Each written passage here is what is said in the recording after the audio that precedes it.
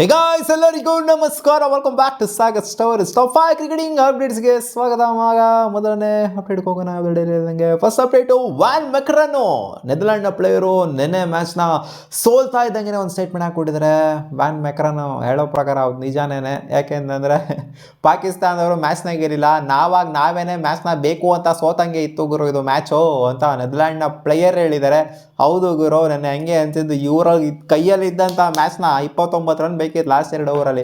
ಕೈಯಲ್ಲಿರೋ ಮ್ಯಾಚ್ನ ತಗೊಂಡೋಗಿ ಪಾಕಿಸ್ತಾನದವ್ರ ಕೈಲಿ ಕೊಟ್ಟಂಗೆ ಇತ್ತು. ಯಾಕೆಂದರೆ 48 ಬಾಲ್ ಬೌಂಡ್ರಿ ಬರಲ್ಲ, ಲಾಸ್ಟ್ 2 ಓವರ್ ಹೊಡೆಸ್ಕೊಂಡಿದ್ದಾರೆ ಅಂತಂದರೆ ಅದು 8th ವಿಕೆಟ್ ಪಾರ್ಟ್ನರ್ಶಿಪ್ಪಲ್ಲಿ ಹೊಡೆಸ್ಕೊಂಡಿದ್ದಾರೆ ಅಂತಂದರೆ ಖಂಡಿತ ಇದು ಶೇಮ್ ಆಗಲೇಬೇಕು ನೆದರ್ಲ್ಯಾಂಡ್ಗೆ. ಅದನ್ನೇ ಹೇಳಿದ್ದಾರೆ. ಪಾಕಿಸ್ತಾನದವ್ರು ಗೆದ್ದಿಲ್ಲ, ನಾವೇ ಅವ್ರ ಕೈಗೆ ಕೊಟ್ವಿ ಅಂತ. ಅಪ್ಡೇಟ್ ನಂಬರ್ 2, ಇಂಡಿಯಾ ನೆನ್ನೆ ಒಂದು ವಿಶೇಷವಾಗಿರುವಂಥ ಒಂದು ರೆಕಾರ್ಡ್ನ ಮಾಡ್ತು. ಗಮನಿಸಿರ್ತೀರ ಅಂತ ಅನ್ಕೊಂಡಿದ್ದೀನಿ, ಕಾಮೆಂಟೇಟರ್ಸ್ ಎಲ್ಲ ಹೇಳಿರ್ತಾರೆ. ಮ್ಯಾಚ್ ಎಲ್ಲ ಮುಗಿದಾದ ನಂತರ 9 ಕನ್ಸಿಕ್ಯೂಟಿವ್ ವಿನ್ಸ್ನ T20 ವರ್ಲ್ಡ್ ಕಪ್ ಹಿಸ್ಟ್ರಿಲೇ ಯಾವ ಟೀಮು ಕೂಡ ತಗೊಂಡಿಲ್ಲ. ನೆನ್ನೆ ಆಗಿದ್ದು ಟೀಮ್ ಇಂಡಿಯಾಗೆ ವರ್ಲ್ಡ್ ಕಪ್ಸ್ T20s ಅಂತ ಬಂದಾಗ 9ನೇ ಕನ್ಸಿಕ್ಯೂಟಿವ್ ವಿನ್ನು. ಸೋತೇ ಇಲ್ಲ 9 ಮ್ಯಾಚ್ ಕಂಟಿನ್ಯೂಸ್ ಆಗಿ. ಲಾಸ್ಟ್ ಇದೆ ರೆಕಾರ್ಡ್ ಬಂದ್ಬಿಟ್ಟು 8.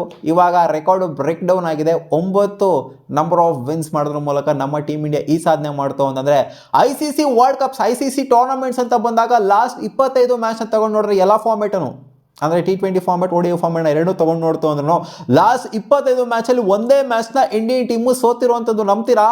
ಹೌದು ಗುರು, ಒಂದೇ ಮ್ಯಾಚ್ನ ಸೋತಿರೋದು. 25 ಎನ್ಕೌಂಟರ್ಸಲ್ಲಿ ಎಲ್ಲರಿಗೂ ಹೊಡೆದಿದ್ದೀವಿ, ಒಂದು ಮಾತ್ರ ಸೋತಿದ್ದೀವಿ ನೋಡಿ. ಅಷ್ಟು ಕನ್ಸಿಸ್ಟೆಂಟಾಗಿ ICC ಟೂರ್ನಮೆಂಟ್ಸಲ್ಲಿ ಇಂಡಿಯಾ ಪ್ರೂವ್ ಮಾಡ್ಕೊಂಡು ಬಂದಿದೆ ಲಾಸ್ಟ್ 2-3 ವರ್ಷದಿಂದ. ಅಪ್ಡೇಟ್ ನಂಬರ್ 4, ಇವತ್ತು ಇಂಟ್ರೆಸ್ಟಿಂಗ್ ಫ್ಯಾಕ್ಟ್ ಏನು ಅಂತ ಅಂದರೆ, ಅಫ್ಘಾನಿಸ್ತಾನ್ ವರ್ಸಸ್ ನ್ಯೂಜಿಲ್ಯಾಂಡ್ ಮ್ಯಾಚಲ್ಲಿ ಎರಡು ಟೀಮು ಕೂಡ ಓವರ್ಟೇಕ್ ಮಾಡಿಬಿಟ್ರು. ಅವರ ರೆಕಾರ್ಡ್ಸು ಸ್ಟ್ಯಾಟ್ಸು ಎಲ್ಲ ಏನಿತ್ತು ಅದನ್ನೆಲ್ಲ ಬೀಟ್ ಮಾಡಿಬಿಟ್ಟಿದ್ದಾರೆ. ICC T20 ವರ್ಲ್ಡ್ ಕಪ್ಸ್ ಅಂತ ಅಂದಾಗ ನ್ಯೂಜಿಲ್ಯಾಂಡ್ ಟೀಮ್ ಅವರು 170+ ಅಂತ ಬಂದಾಗ ಚೇಸ್ ಡೌನ್ ಮಾಡೇ ಇರಲಿಲ್ಲ.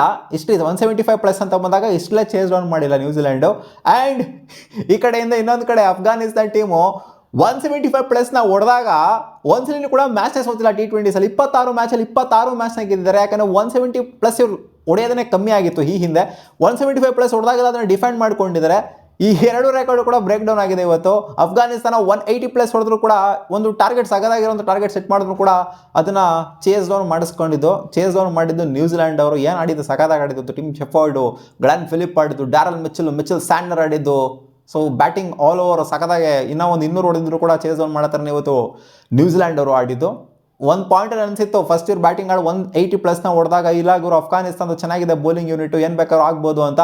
ಬಟ್ ಇಲ್ಲಮ್ಮ, ನಮ್ಮ ಬ್ಯಾಟಿಂಗ್ ಸಖತ್ತಾಗಿದೆ ಅಂತ ಪ್ರೂವ್ ಮಾಡಿ ತೋರಿಸಿದ್ರು ನ್ಯೂಜಿಲ್ಯಾಂಡ್ ಅವರು. ಸೊ ಒಂಥರ ಏನು ನೋಡ್ತು ಅಂತಂದರೆ, ನಾರ್ಮಲ್ಲಾಗೆ ನಾವು ಅಂದ್ಕೊಳ್ಳೋಂಥ ಟೀಮ್ಗಳನ್ನೇ ಗೆಲ್ತಾ ಇದ್ವಿ. ಯಾವುದೂ ಅಪ್ಸೆಟ್ ಆಗಿಲ್ಲ ಇಲ್ಲಿವರೆಗೂ ಕೂಡ. ಅಪ್ಸೆಟ್ ಆಗೋ ಥರ ಬರ್ತವೆ, ಬಟ್ ಅಪ್ಸೆಟ್ ಯಾವುದೂ ಆಗಿಲ್ಲ. ಸೊ ನಾರ್ಮ್ ಹಂಗೆ ನಡ್ಕೊಂಡು ಹೋಗ್ತಾ ಇದೆ. ನೋಡೋಣ ಯಾವ ಅಪ್ಸೆಟ್ ಸಿಗುತ್ತೆ ಅಂತ ಈ ಟೂರ್ನಮೆಂಟಲ್ಲಿ. ಫಸ್ಟು ಅಪ್ಡೇಟ್ ನಂಬರ್ 3, ಮ್ಯಾಚ್ ಎಲ್ಲ ಮುಗ್ದಾದ್ಮೇಲೆ ನಿನ್ನೆ 3 ವಿಕೆಟ್ ಎತ್ತದಂತ ಮೊಹಮ್ಮದ್ ಸಿರಾಜ್ ಮಾತಾಡಿದ್ದಾರೆ. ಸೂರ್ಯಾಬಾಯಿ ನನಗೆ ಕಾಲ್ ಮಾಡಿಬಿಟ್ಟು ಏನಂದ್ರು ಗೊತ್ತಾ, ಅಮಿಕಂಡ್ ಬ್ಯಾಕ್ ಪ್ಯಾಕ್ ಮಾಡ್ಕೊಂಡು ಬಾರಪ್ಪ ನೀನು ಚಿನ್ನ ಅಂತ ಅಂದರು. ನನಗೆ ಕೇಳ್ಬಿಟ್ಟು ಶಾಕಾಗಿ ಹೋಗ್ಬಿಡ್ತು. ನಾನು ಕಾಮಿಡಿ ಮಾಡ್ತಾವ್ರೆ ಅಂತ ಅನ್ಕೊಂಡಿದ್ದೆ. ಬೈ ಸೀರಿಯಸ್ ಆಗಿ ಹೇಳಿ ಬೈ, ಏನಿದೆ ಕಾಮಿಡಿ ಮಾಡ್ತಿದ್ದೀರಾ ಅಂತ ಕೇಳಿದೆ. ಇಲ್ಲ ಗುರು ನಿಜ ಈ ಥರ ಆಗೋಗ್ಬಿಟ್ಟೆ, ದರ್ಶಿತ್ ಅಣ್ಣಂಗೆ ನೀನೇ ರಿಪ್ಲೇಸ್ಮೆಂಟು ಬಾ ಗುರು ಅಂತ ಕರೆದ್ರಂತೆ. ಸೊ ಇವರು ಪ್ಯಾಕ್ ಮಾಡ್ಕೊಂಡು ಬರ್ತಾ ಇದ್ದಾಗೆ ಮೊದಲನೇ ಮ್ಯಾಚಲ್ಲೇ 3 ವಿಕೆಟ್. ನೋಡಿ, ಕನ್ಸಲ್ಲೂ ಕೂಡ ಅನ್ಕೊಂಡಿರುವಂಥವ್ರು ಈ ವರ್ಷ T20 ವರ್ಲ್ಡ್ ಕಪ್ನ ನಾನು ಆಡ್ತೀನಿ ಅಂತ. ನೋಡಿ, ಇದೊಂಥರ ಡ್ರೀಮ್ ಕಮ್ ಟ್ರೂ ಮೂಮೆಂಟ್ ಆಗೋಗ್ಬಿಟ್ಟು, ಡ್ರೀಮೇ ಕಂಡಿಲ್ವಲ್ಲ ಟ್ರೂ ಮೂಮೆಂಟ್ ಆಗೋದಕ್ಕೆ. ಒಂಥರ ನೋಡಿ, ಕನ್ಸಲ್ಲೂ ಬರದೇ ಇರೋಂಥದ್ದನ್ನ ರಿಯಾಲಿಟಿಲಿ ಮಾಡೋದಿದೆಯಲ್ಲ, ಅದು ಒಂಥರ ಯಾರು ಮಾಡೋದಕ್ಕಾಗೋದಿಲ್ಲ. ಒಂದೊಂದು ಟೈಮ್ ಏನು ಹೇಳ್ತಾರೆ, ಲಕ್ಕು ಕೂಡ ವರ್ಕೌಟ್ ಆಗಬೇಕು ಅಂತ ಹೇಳ್ತಾರಲ್ಲ, ಅದೇ ಥರ ಲಕ್ಕು ಕೂಡ ವರ್ಕೌಟ್ ಆಗಿದೆ. ಆ್ಯಂಡ್ ಪರ್ಫಾರ್ಮೆನ್ಸು ಕೂಡ ಅದೇ ಥರ ಬಂದಿದೆ ಸಿರಾಜ್ ಬೈಯಿಂದ. ಆ್ಯಂಡ್ ಸಿರಾಜ್ ಬೈಯಾಗೆ 15ನೇ ತಾರೀಕು ಅದು ಯಾವುದೋ ಡೊಮ್ಯಾಸ್ಟಿಕ್ ಮ್ಯಾಚ್ ಯಾವುದೋ ಆಡಬೇಕು ಅಂತ ಅನ್ಕೊಂಡಿದ್ರಂತೆ. ಅದಕ್ಕೆ ಪ್ರಿಪೇರ್ ಆಗ್ತಿದ್ರಂತೆ. ಆ್ಯಂಡ್ ರಂಜಾನು ಕೂಡ ಬರೋದಲ್ಲಿತ್ತಂತೆ, ಸೊ ಅದಕ್ಕೂ ಕೂಡ ಪ್ರಿಪೇರ್ ಆಗ್ತಿದ್ರಂತೆ. ಬಟ್ ಗಾಡು ಇದೆಲ್ಲ ಮಾಡಿರೋದು ನಾನು ಆಡಬೇಕು ಅಂತ ಇತ್ತು ಅಂತ ಕಾಣಿಸುತ್ತೆ ಗಾಡಿಗೆ, ಅದಕ್ಕೋಸ್ಕರ ಈ ಥರ ಕರ್ಸ್ಕೊಂಡಿರೋದು ಅಂತ ಹೇಳಿದ್ದಾರೆ. ಎಲ್ಲ ಗಾಡಿ ಕ್ರೆಡಿಟ್ ಕೊಟ್ಬಿಟ್ಟಿದ್ದಾರೆ. Update number 5, Ranji trophy quarter final Karnataka team ಆಡ್ತಾ ಇದೆ. ಡೇ 3 ಬ್ಯಾಟಿಂಗ್ ಆಡ್ತಾ ಇರುವಂಥ ಕರ್ನಾಟಕ ಟೀಮಿಗೆ ಇನ್ನು ಸದ್ಯದ ಮಟ್ಟಿಗೆ ಬೇಕಾಗಿರೋದು 217 ರನ್ನು. ಆಕ್ಟಿವ್ ಆಗಿ ಆಡ್ತಾ ಇದ್ದಾರೆ. KL ರಾಹುಲ್ 56ನ ಹೊಡೆದರೆ 77 ಬಾಲಲ್ಲಿ. ದೇವದತ್ ಪಡಿಕ್ಕಲ್ 39 ಹೊಡೆದ್ಬಿಟ್ಟು ಔಟ್ ಆಯಿತು ಅಂದರೆ 52 ಬಾಲಲ್ಲಿ. ಕರುಣ್ ನಾಯರ್ ಇವ್ರ ಜೊತೆಗೆ ಆಡ್ತಾ ಇದ್ದಾರೆ, KL ರಾಹುಲ್ ಜೊತೆಗೆ. ನೋಡೋಣ ಅದೇನಾಗುತ್ತೆ ಮ್ಯಾಚ್ ಅಂತ.